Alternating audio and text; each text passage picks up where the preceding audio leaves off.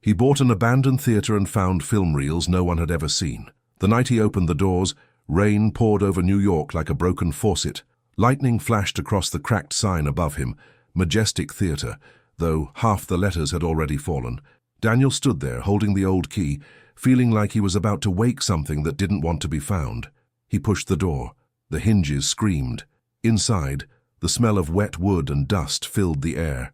His flashlight beam caught rows of torn red seats and walls covered in mold. Every sound echoed, like the theater still remembered applause from another life. He whispered, "Anyone here?" and laughed nervously at his own voice. He didn't buy this place for money. He bought it because something about forgotten spaces called to him. Maybe he wanted to fix what time had broken. Maybe he wanted to fix himself. Behind the stage, he noticed a small room with an old projector. Beside it, metal film reels were stacked high, covered in cobwebs. One of them had a single word scratched into the lid, "Don't." Daniel hesitated, then smiled. Too late. He peeled the tape off and placed the reel inside the projector. The machine coughed, then came alive with a burst of light. Dust swirled through the beam like smoke. The first image appeared, a woman in a red dress, standing alone on the same stage where he stood now. Her eyes met his through the flickering light. No sound, just her lips moving, slow and careful, as if she were warning him. Then the reel jumped. The light dimmed. Daniel turned around, certain someone was behind him, but when he looked back at the screen, the woman was closer, and this time she blinked. Daniel had not always chased ghosts. 10 years earlier, he had been one of the youngest film editors in New York, known for his sharp eye and impossible deadlines. But fame fades fast when mistakes live on tape. One wrong cut, one missing frame, had cost a studio millions and his career overnight. Now he wandered from job to job, fixing broken stories that weren't his. The Majestic wasn't just a building to him, it was a second chance. Yet as he stepped deeper inside, the smell of rot and time whispered, "Some things can't be edited." He spent the first few nights cleaning, sweeping dust that felt endless. Every scrape of the broom echoed through the empty hall like a heartbeat in slow motion. Sometimes he thought he heard voices, laughter behind the curtains, a whisper in the balcony, but he told himself it was the wind. What he didn't tell himself was that part of him hoped it wasn't, because silence scared him more than ghosts ever could. He found old posters crumbling in the back office, faces of actors long forgotten. One photo caught his attention. A woman in a red dress, smiling on the same stage where he had seen her in the film. Her eyes looked different in the picture. Alive, not warning. He turned it over. On the back, in fading ink, someone had written, "Last show, July 20th, 1962. The reel he found couldn't be older than that, could it? At night, he slept in the projection room, too tired to go home.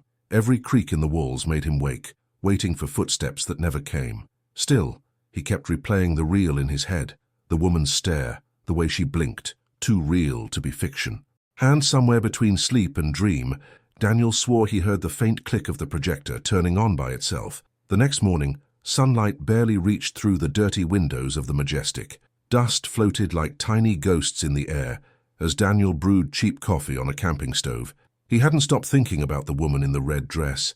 He told himself he'd imagined her blinking, a trick of the light maybe. Still, his hands shook as he placed the cup down. Curiosity was winning again. He searched every corner of the theater, hoping to find more reels. Behind a broken piano, he noticed a loose floorboard. He pried it open with a screwdriver, and there it was. Another film canister, smaller, dented, with no label. Inside, the reel was sticky with mold, but something else was hidden beneath it. A torn page from a notebook. The handwriting was messy, rushed. 3 words, "She's still here." Daniel froze. He felt the back of his neck tighten as the lights above him flickered. He turned the note over, nothing on the other side. He laughed, forcing it out, trying to sound sane. "Probably a prank," he whispered. But no one had been inside the building for years. He cleaned the reel as best he could and loaded it into the projector. The film started slow, blurry, broken frames of empty seats, a stage covered in smoke. Then the same woman appeared again, now closer to the camera, her face pale under the lights.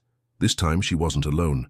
A shadow moved behind her, tall, human, but impossible to see clearly. The woman looked frightened. She raised her hand toward the lens, as if to stop whoever was filming.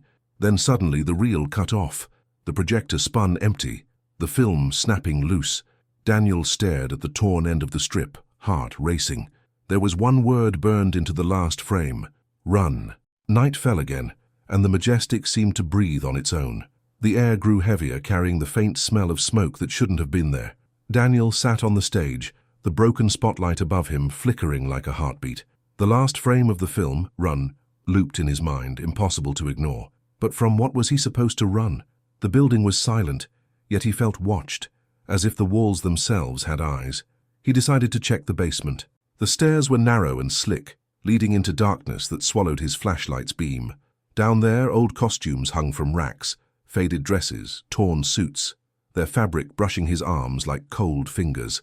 A faint sound echoed from the far corner, metal against metal. He froze. "Hello?" His voice came back to him, but this time, another answered. A whisper, low and hoarse. "You shouldn't be here." Daniel's breath caught. The beam of his light landed on an old mirror leaning against the wall. For a second, he saw movement behind him. A figure, tall, thin, wearing a long coat. He spun around. Nothing, just shadows and dust. When he looked back, the reflection was empty, but a single fingerprint now smudged the glass, fresh and wet.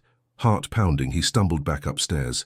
The moment he reached the main hall, the projector turned on by itself. The machine whirred, the light flickering across the torn curtains. On the screen, the woman in red stood motionless, eyes wide with fear, but behind her a new figure had appeared, the same silhouette he'd just seen in the mirror. Then she turned, looked over her shoulder, and whispered something Daniel couldn't hear. The sound vanished, but her lips spelled one clear word: his own name. Daniel barely slept that night. The projector's hum still echoed in his head long after it stopped. Every time he closed his eyes, he saw her, the woman in red, whispering his name through the grain of old film. Morning light finally crawled through the cracks in the boarded windows, weak and grey. He knew what he had to do. He needed answers, not guesses.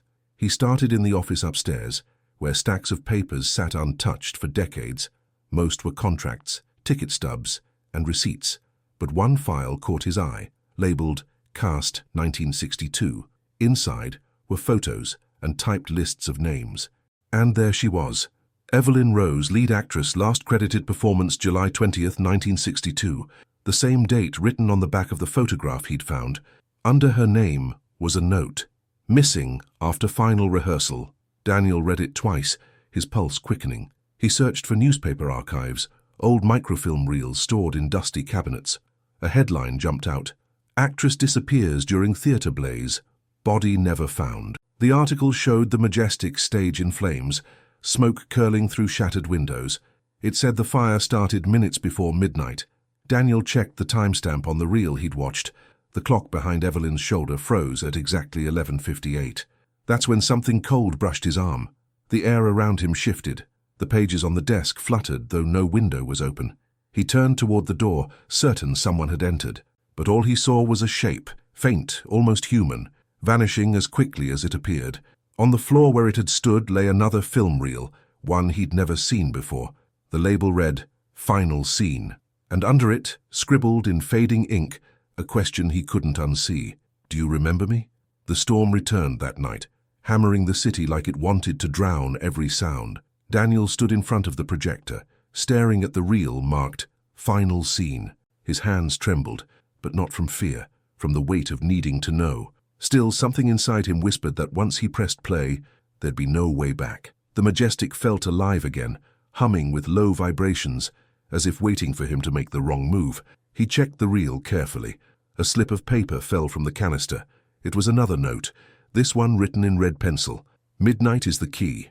Daniel looked at the cracked clock hanging above the exit, its hands frozen at 11:58, the same time shown in Evelyn's film. If the fire had started then, what would happen when it reached 12? He felt it deep in his gut. The theatre was repeating its own history. He decided to stay until midnight to see what would happen. The idea sounded insane, but so did everything else that week. As the hours passed, the wind howled through the broken doors, and the temperature dropped until his breath turned visible. At 11:45, the lights began to flicker. Somewhere upstairs, a door slammed hard. Daniel grabbed his flashlight and called out, "Evelyn!" His voice echoed through the empty seats. Then faintly a woman's voice answered, soft, shaking, close. "You shouldn't have come back." He turned, the beam catching movement near the stage curtain. The curtain shifted slowly, as if someone was standing behind it, breathing. The projector clicked by itself, the reel spinning before he could reach it. The screen filled with firelight, burning frames flashing fast, and when the clock above him moved 1 minute forward, Daniel realized something horrifying. The time on the film matched the real one. At exactly 11:59, the projector stuttered. The beam of light flickered like lightning trapped indoors. On the screen, the fire spread across the stage, smoke rising, people running, the chaos frozen in black and white. Daniel's heartbeat matched the film's rhythm, every crack of the burning reel echoing like thunder. Then came the sound, a faint scream, not from the projector but from somewhere inside the building. He dropped his flashlight and sprinted toward the stage. The floorboard shook under his feet. Smoke, real smoke, began to seep through the cracks.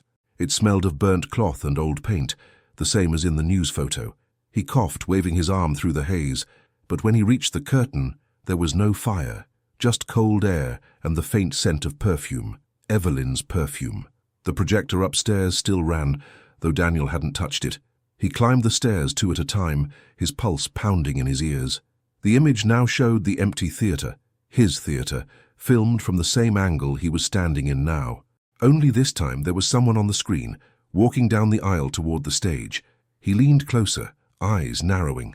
The man on the screen wore his jacket, his shoes, his movements. He blinked hard, but the figure kept moving, step for step, until it turned toward the lens. The face was his own, but the eyes, they were wrong, too dark, too calm. Then the reel snapped, whipping around the projector like a live wire. The room went black. Something moved behind him, slow, deliberate, breathing close to his ear, and in the dark a whisper. The fire never ended. When the lights returned, Daniel found himself standing alone on the stage. The projector was silent now, but the reel still spun slowly, tape torn and curling like dead skin. The air was thick with heat, though there was no fire. He could hear a faint hum under the floor, like a machine hidden deep below the theatre's bones. His hands were shaking, his breath uneven. He whispered to no one, "It's just the building, just the past." But even as he said it, he didn't believe it. He needed proof that he wasn't losing his mind. He ran outside into the rain, straight to the payphone across the street. The city glowed orange and wet, empty at that hour. He dialed the library's archive office. A woman answered, half asleep.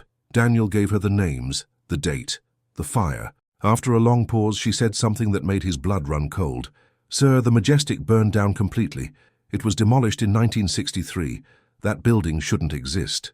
The line went dead. "Go ahead and tell this story to everyone, and subscribe so you don't miss the next mystery." Daniel turned slowly toward the theater. Through the rain, the marquee lights were on, bright, perfect, as if the fire, the dust, and the decay had never happened. He stepped closer, water dripping from his coat, eyes wide. The broken sign now read, "Majestic Theatre. Tonight only. Evelyn Rose live." His reflection appeared in the glass doors, but behind it, inside, the seats were full. Dozens of shadowed figures sitting still, facing the stage, waiting. And in the center aisle, a woman in red stood facing him, motionless, her hand slowly lifting toward the door. Daniel stepped back onto the sidewalk, heart racing so fast it blurred his thoughts. The Majestic's doors gleamed under the rain, spotless glass that shouldn't even exist. He blinked hard, and for a moment, the theater looked as it had before, burned, broken, dark. But then lightning flashed, and the sign lit again, showing Evelyn Rose. Tonight only. His breath caught. Either he was losing his mind, or time itself was folding around him. He took one step forward. The door opened by itself, the same slow creak he'd heard the first night. Inside, the air was warm and golden. Music played. Soft jazz, live, real. People whispered, glasses clinked. The Majestic was alive again, every seat filled, every light shining. Daniel stumbled down the aisle, soaked and trembling. The audience didn't turn. They didn't move. They were breathing, but frozen in place like film paused mid-frame.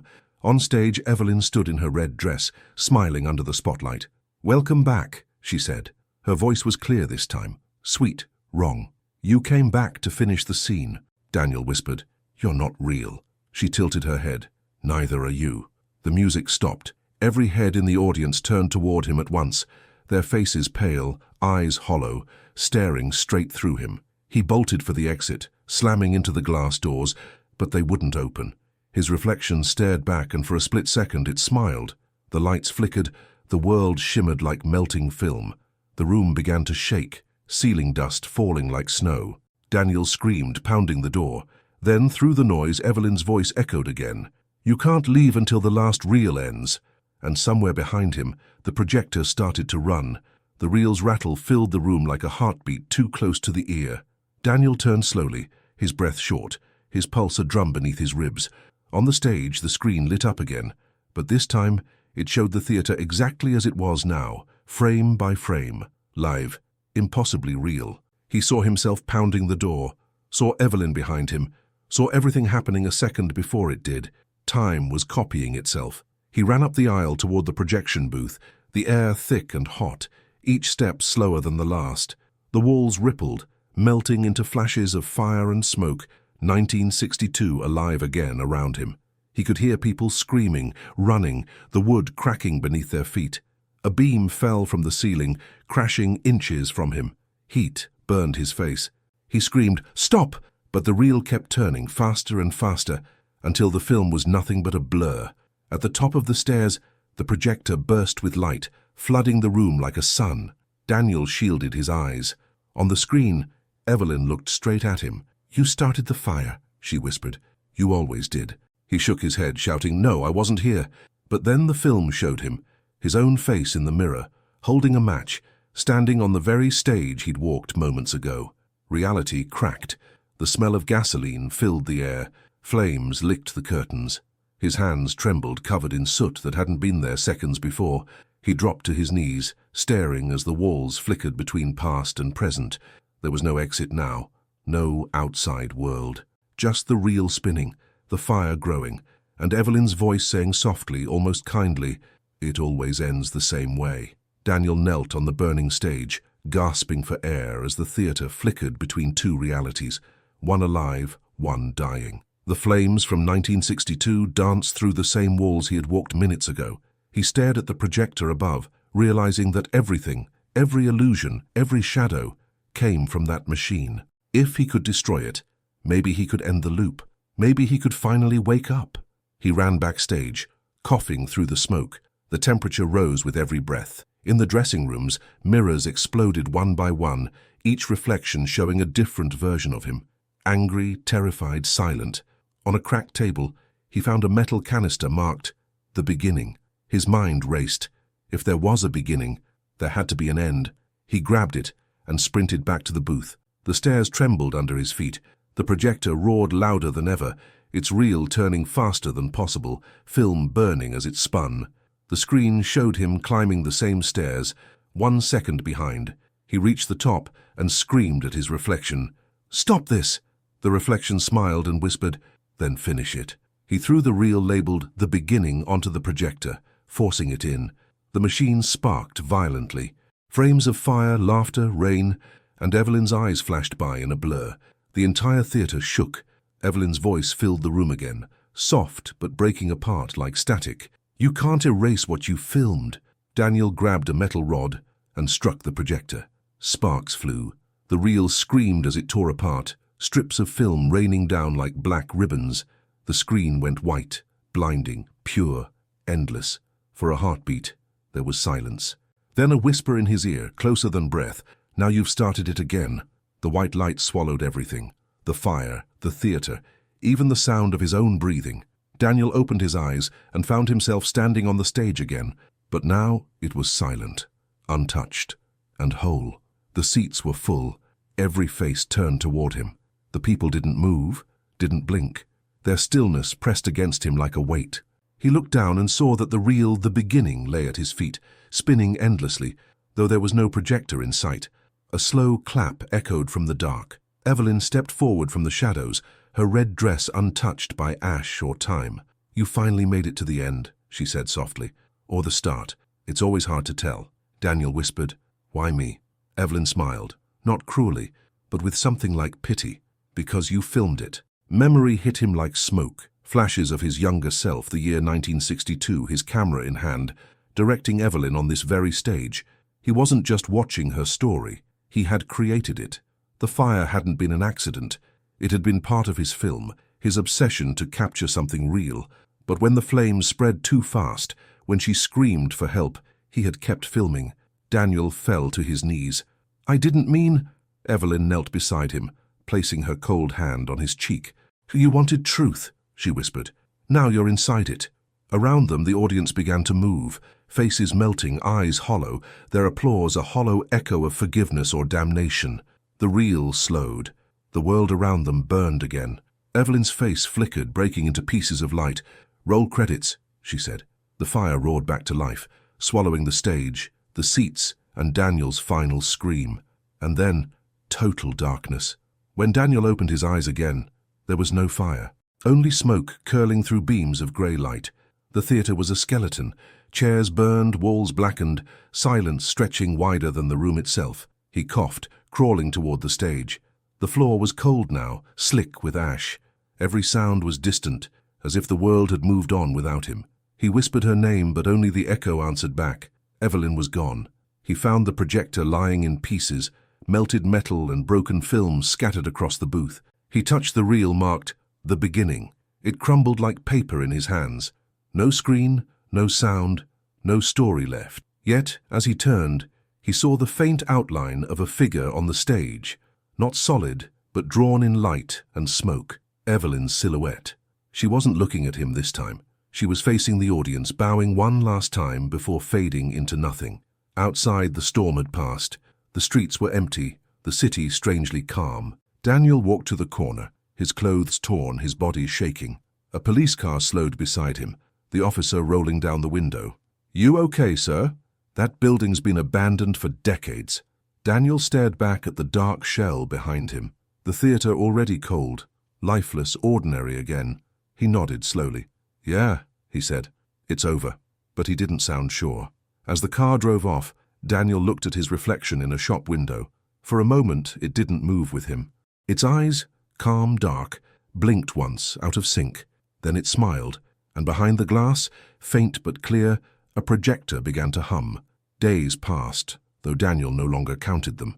The Majestic stood sealed behind yellow tape, another forgotten headline in a city that never stopped moving. But Daniel couldn't move on. He wandered the streets like a shadow, watching the world in frames, light, color, motion, as if everything were still part of that film. He stopped sleeping, afraid of what he might dream. Every time he closed his eyes, he saw her face framed by fire, lips mouthing the same words he still couldn't hear. He tried to convince himself that what happened was just trauma, smoke, exhaustion, hallucination. Yet when he walked by old cinemas, their neon signs flickered the same shade of red as her dress.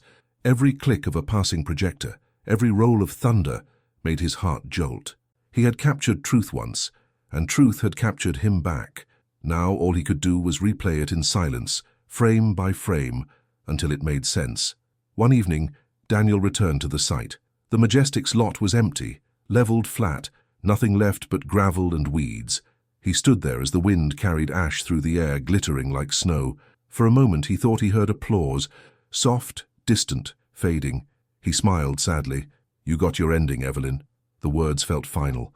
He pulled an old camera from his coat pocket, the same one he'd used years ago, and placed it on the ground. The lens cracked, reflecting the sky. He turned away, walking toward the noise of the city, leaving it all behind. But as he disappeared into the crowd, a faint light flickered behind him, like film catching for the first time.